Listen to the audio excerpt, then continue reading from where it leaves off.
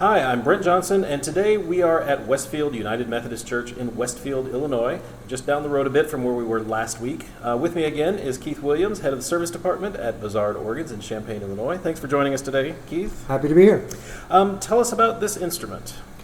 This is Reuter-Schwarz's Opus 8 organ, 8. Okay. installed here in 1918, the year the building was constructed. So this is a year newer than Opus 1. It is. That first year they built 8 organs, apparently, or built 7, Yes. and this is number 8. Yes. Now, your company rebuilt this instrument recently. We restored it in 2008. Okay, 2008. So tell me what you found, though, when you first came in here.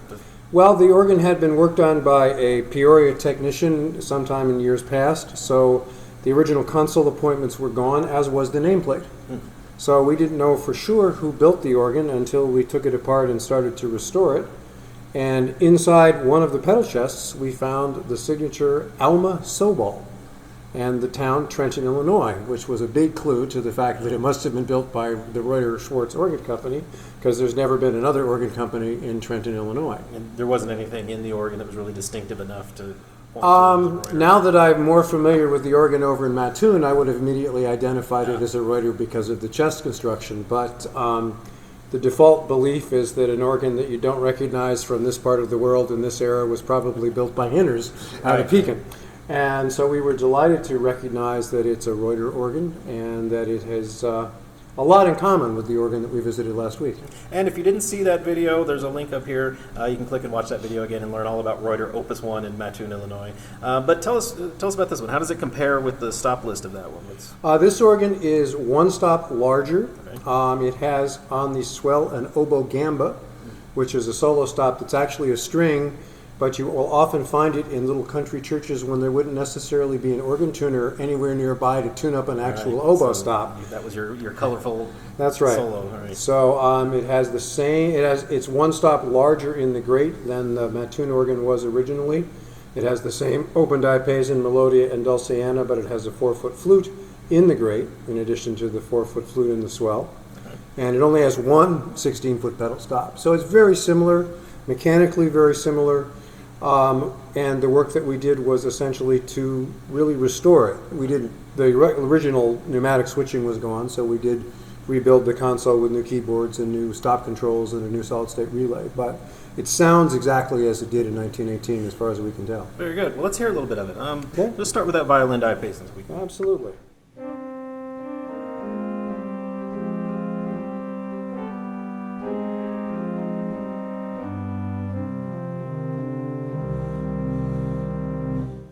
Yeah, it's very similar to the earlier one. It's kind of the broad-scaled strings, a lot of principal color, but it's not loud. It's just Right. a nice, colorful. And then we have with that a stop diapason. Yes, a wooden flute with stoppers.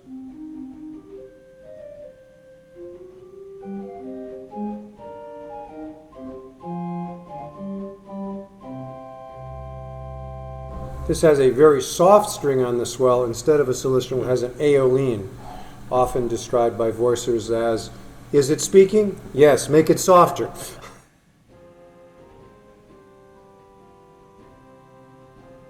It says a lot about how the world has gotten louder, that people would think that was plenty loud enough That's in what the bot's 1918. open, Yes, right? that's what's as loud as it gets, yeah. So it has a harmonic flute like the Mattoon organ, metal going harmonic at middle C.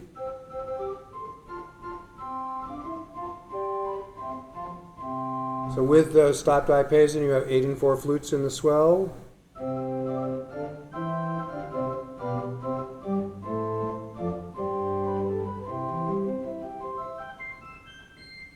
And then on the swell, it has this oboe gamba, a solo sound.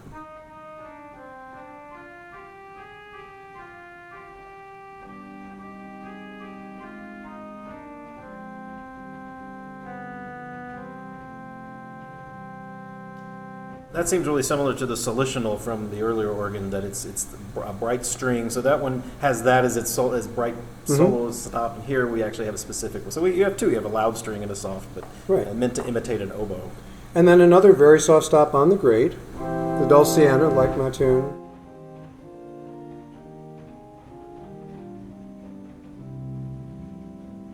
And again, everything's full compass down to the bottom, and the swell is 73 notes so that you have the super octave pipes when you add the 4-foot coupler. Melodia open wood flute in the grate.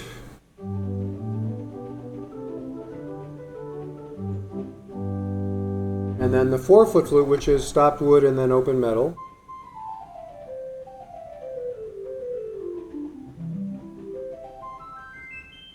So you can have 8 and 4-foot flutes on the grate.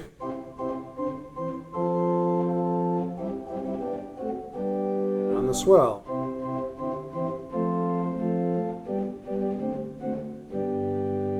Again, all the main power of the organ resides in the open diapason on the grate.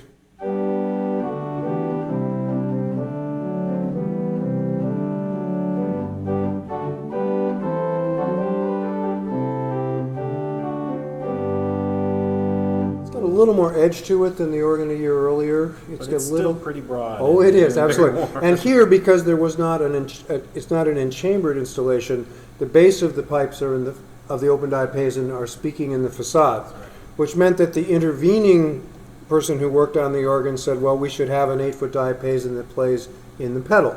So he took the pipes that played in the grate, which only went up to middle C, and he added 7 more pipes, so he has an independent. He can have a complete pedal 8-foot open diapason.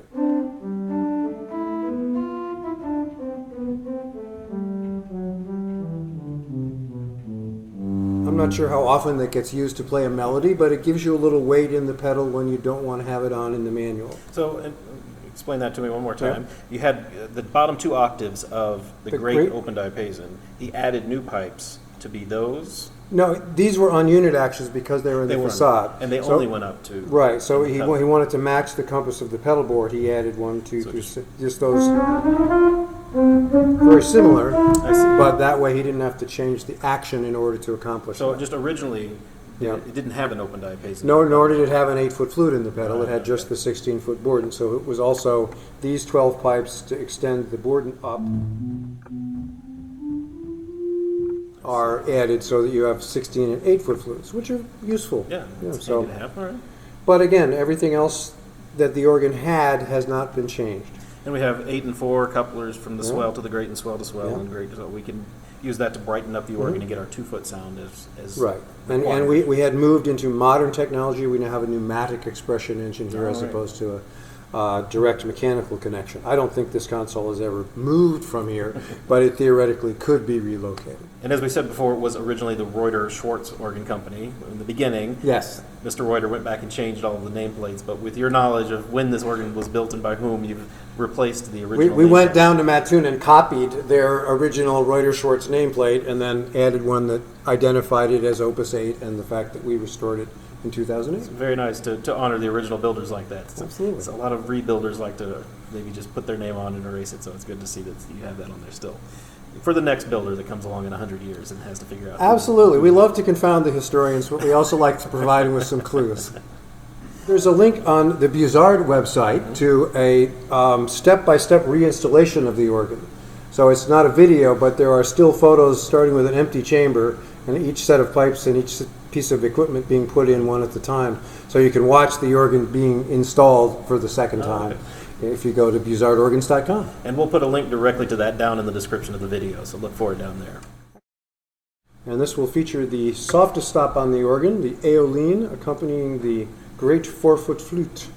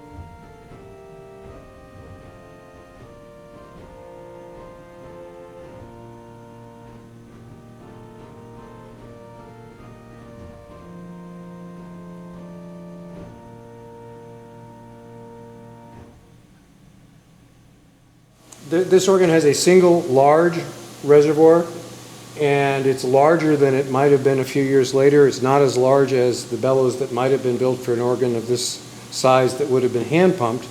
And of course, when you were pumping by hand, you needed a big bellows so you didn't have to work as hard because you had more air under pressure. But with an electric blower, which this organ has always had, this is a bigger bellows than would necessarily have been strictly necessary. But they put in as big a one as they could fit, which in the long run helps the wind be a little bit more steady. So it's just kind of transitional between what you might see in the 1890s and what you'd see 10 years later.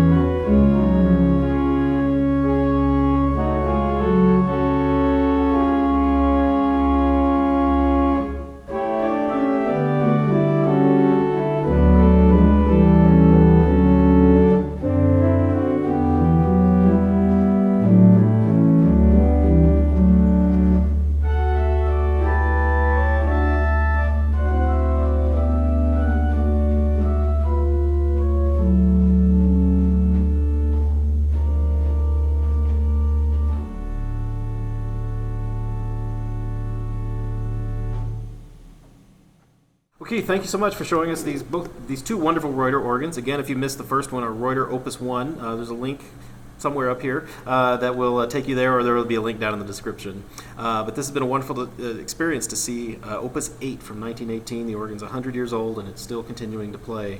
And we'll hopefully continue to play for another 100 years. That's our goal. Again, there's some installation photos down in the description from the Buzard website, and you can see the whole process of this organ coming out and going back in.